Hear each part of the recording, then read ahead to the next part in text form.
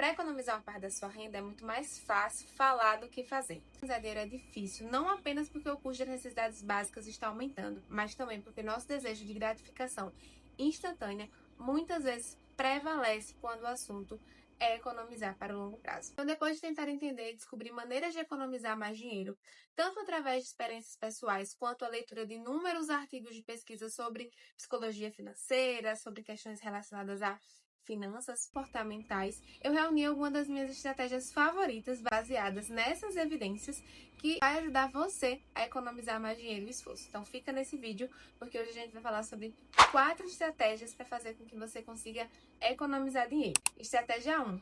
Todas as coisas possuem um limite de felicidade. Há um artigo intitulado "Se o dinheiro não te torna feliz, então provavelmente não está gastando certo". E esse artigo ilustra como há alguns princípios chaves que você pode seguir quando se trata de gastar, que terão impacto direto nos seus níveis de felicidade. Que gastar em coisas, ou seja, posses materiais, tem um limite de felicidade, isso provavelmente vai mudar a forma como você pensa sobre gastos.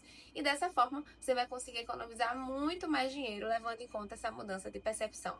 Por exemplo, eu sempre economizei em tudo, quase não gastava com nada. Mas quando meu salário começou a aumentar, eu caí na armadilha, gente, que a maioria das pessoas cai, que é começar a gastar muito mais do que eu ganho.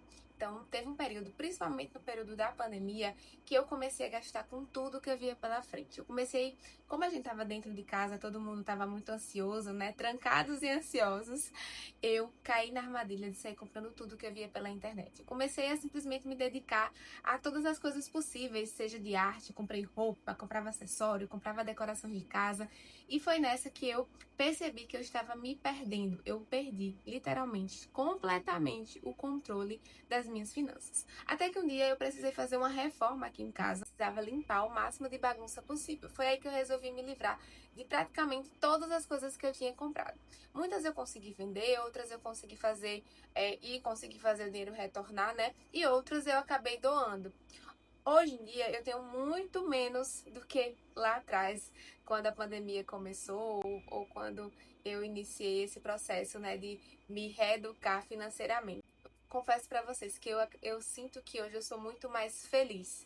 E eu nem lembro mais quais eram as coisas que eu me livrei. Ter as coisas que você realmente usa é libertador. Parece que as coisas vão abrindo um espaço. Faz um teste aí na sua casa. Se você tiver com guarda-roupa cheio de coisas, separe da seguinte forma: gosto e uso, gosto e não uso, uso e não gosto e não uso. Depois que você fizer essa seleção, coloque tudo que for uso e não gosto e não uso separado.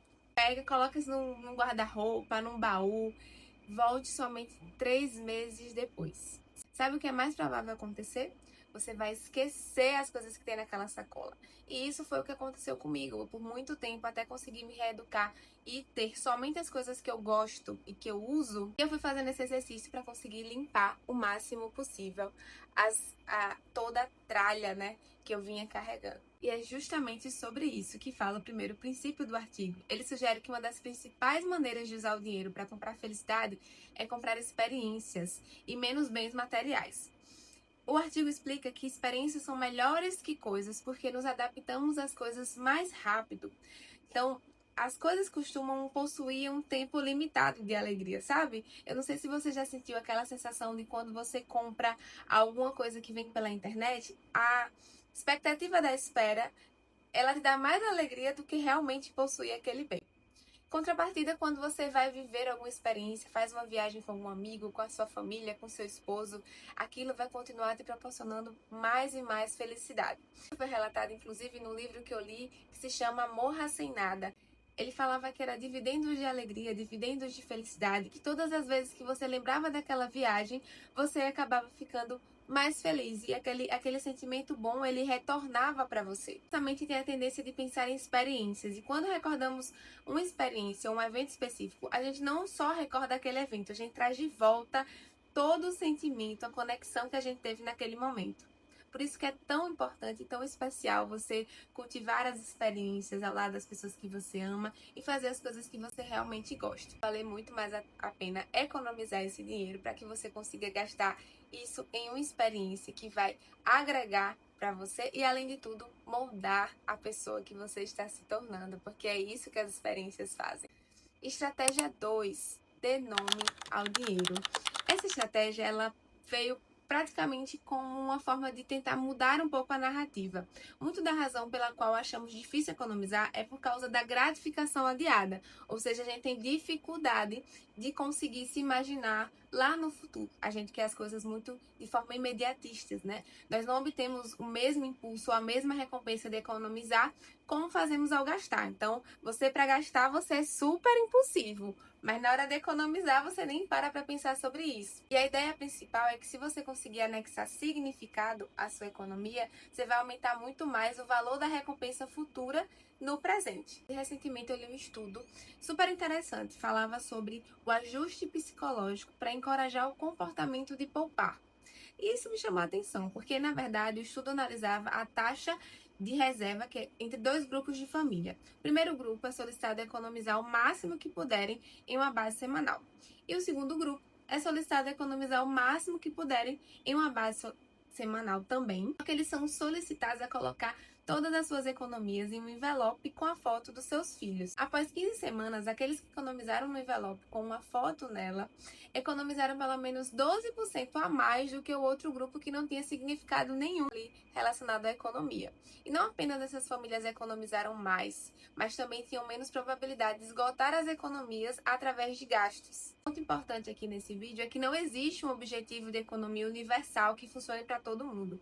O artigo demonstra que enquanto economizar para os filhos é um poderoso motivador para algumas pessoas, ela pode ser completamente irrelevante para outras. Cada pessoa tem suas próprias motivações, sua própria narrativa, sua própria história. E para que a gente consiga cada vez mais estar próximo das nossas intenções e ações, a gente precisa passar por um processo de autoconhecimento, entender melhor o que nos motiva, qual é o tipo de sacrifício que nós estamos dispostos a passar, né, enfim, a se colocar ali para conseguir chegar no objetivo, para que dessa forma você consiga realmente estruturar algo que faça com que você atinja seus objetivos alinhado com todas as suas motivações. O problema é que muitas pessoas economizam sem ter um propósito claro.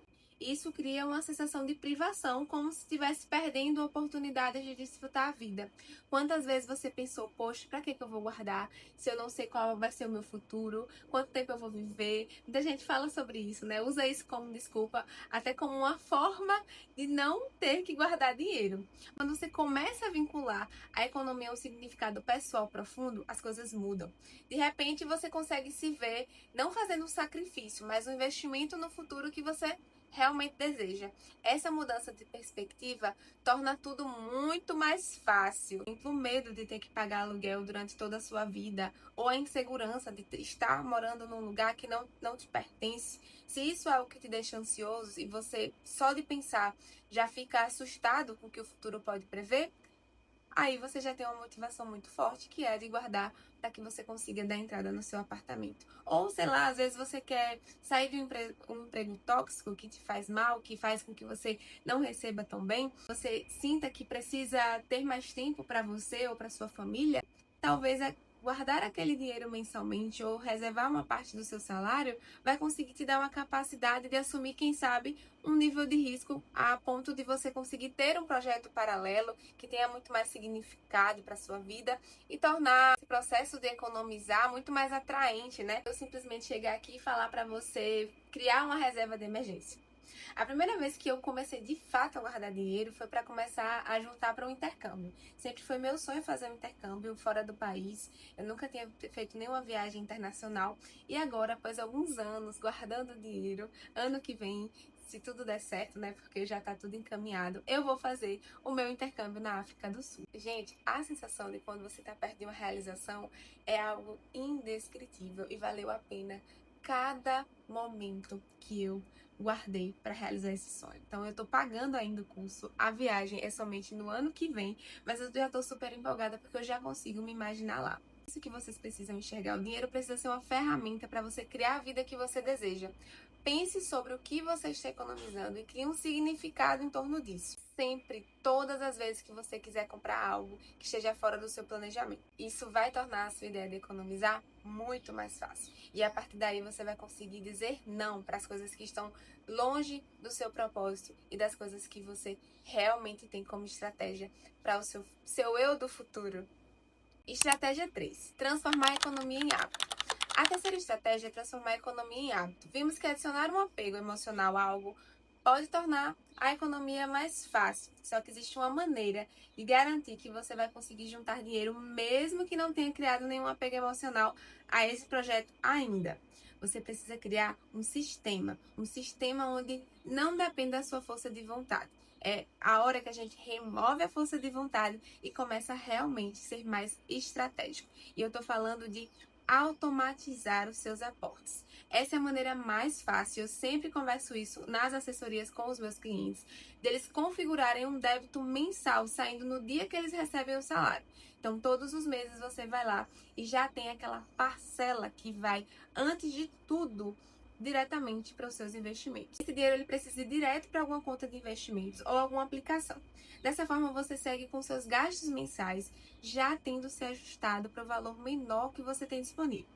No primeiro mês vai ser o mais difícil, você provavelmente vai ficar um pouquinho no vermelho, mas é natural que isso aconteça. Você vai sentir que as finanças vão ficar um pouquinho mais apertadas. Só que à medida que você vai fazendo isso de forma recorrente, você vai começar a se acostumar com o salário menor. Então eu sempre coloquei isso na minha cabeça de que eu precisava viver com aquele salário. E dessa forma eu sempre conseguia economizar meus salários. Mesmo quando eu ganhava um salário mínimo, eu tirava R$ 50, R$ 100, R$ 300. O hábito de me pagar primeiro foi algo que eu automatizei desde muito cedo. E isso fez muita diferença. Porque até hoje, mesmo tendo progressão salarial, eu continuo tendo o mesmo hábito. Tem outra opção também, que é criar um plano para cada coisa que você gastar. Por exemplo, toda vez que você for ter um gasto, exemplo de R$ 100, você reservar 10% daquele dinheiro, ou seja, R$ 10, para uma economia. Então, você só vai gastar se você conseguir ter 10% daquele valor que você quer gastar para guardar. Mas sendo muito sincera, eu não acho que isso funcione tão bem. Eu gosto muito mais da primeira opção, da qual eu me pago primeiro e vivo com um salário menor, do que ter essa disciplina de ter que ficar mandando dinheiro para conta de investimentos. Enfim, facilite sua vida e siga a opção 1, que com certeza você vai ter muito mais sucesso. Estratégia 4. O equilíbrio é a chave. A quarta estratégia é buscar um equilíbrio. Talvez essa seja a parte mais difícil de todo o progresso. Porque encontrar o equilíbrio certo entre aproveitar o presente e planejar o futuro é quase uma arte. E eu confesso para vocês que até hoje eu continuo tentando dominar essa arte. Muitas vezes eu acabo me perdendo. É um exemplo muito próximo que é o da minha mãe. Por muito tempo ela dependeu do meu pai para bancar os nossos custos, até que um dia ela resolveu ser camelô. Ela começou a trabalhar na rua e foi o momento que ela começou a ter uma renda para fazer finalmente todas as coisas que ela sonhava. Os primeiros anos em que ela começou a ganhar dinheiro e finalmente conseguiu ter uma independência maior financeira, ela fez o que a maioria das pessoas faz. Ela gastou muito, a gente fazia muitas viagens, aproveitamos muito. Foi um momento, assim, das nossas vidas que foi o mais incrível de todos. Eu tava ali na infância, iniciando a adolescência, foi realmente algo que eu lembro com muito carinho. Mas a vida, ela cobra um preço muito alto, né? Então, após anos trabalhando nesse ritmo de ganhar e gastar, ganhar e gastar, ela percebeu que não conseguia mais manter o mesmo ritmo. E isso custa caro, gente, porque custa o preço de você ter que continuar trabalhando, porque senão você não consegue mais se manter. E até hoje ela se esforça muito, tem ainda o trabalho, justamente porque ela não teve nenhum tipo de reserva financeira. Justamente por ter vivenciado essa fase, que quando eu comecei a trabalhar, eu passei por uma fase completamente diferente. Foi, na verdade, uma reação contrária. Eu comecei a economizar cada centavo. E eu me colocava, às vezes, em situações complicadas, porque eu queria atingir minha meta de guardar dinheiro. E eu comecei a ficar sonhando com isso a todo custo, a todo momento, e eu só falava sobre dinheiro. O dinheiro era uma questão muito grande na minha vida. Ao passar dos anos, eu consegui ir desacelerando, obviamente, no processo, mas eu continuo focada no meu objetivo de ter liberdade financeira. Inclusive, esse foi um dos motivos, né, de ter criado esse canal. Então, se você já chegou até aqui no vídeo, me ajuda nesse processo, nesse caminho, se inscreve, deixa like, é totalmente de graça e me ajuda muito.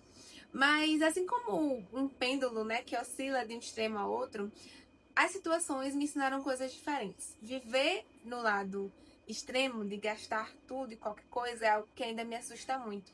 Só que, na mesma medida, estar sempre economizando ou só pensando em dinheiro é algo que eu definitivamente pensei, eu não quero ter que viver isso. Foi com isso que eu percebi que eu não poderia nem viver como a minha mãe, que saia gastando todo o dinheiro que ganhasse, mas também não continuar como eu, que me colocava em situações super complicadas e desconfortáveis só para economizar mais e mais e mais. Mesmo sabendo que muitas vezes você vai precisar passar por fases extremas de economia para poder obter uma vida mais equilibrada, que é onde eu me encontro hoje, eu sei que a arte do equilíbrio é algo complicado e você tem que sempre estar revisitando os seus conceitos, as suas prioridades, as coisas que você acha importantes, para que você esteja sempre alinhado com as coisas que você quer, onde você quer chegar e com as coisas que você realmente se importa, para que o seu dinheiro seja utilizado de uma forma mais consciente. Então, o que eu aprendi com isso é que o verdadeiro equilíbrio ele não é sobre seguir nenhuma filosofia específica. Esse processo é mais sobre se conhecer, ajustar a sua abordagem e entender o que é que você prioriza naquele momento.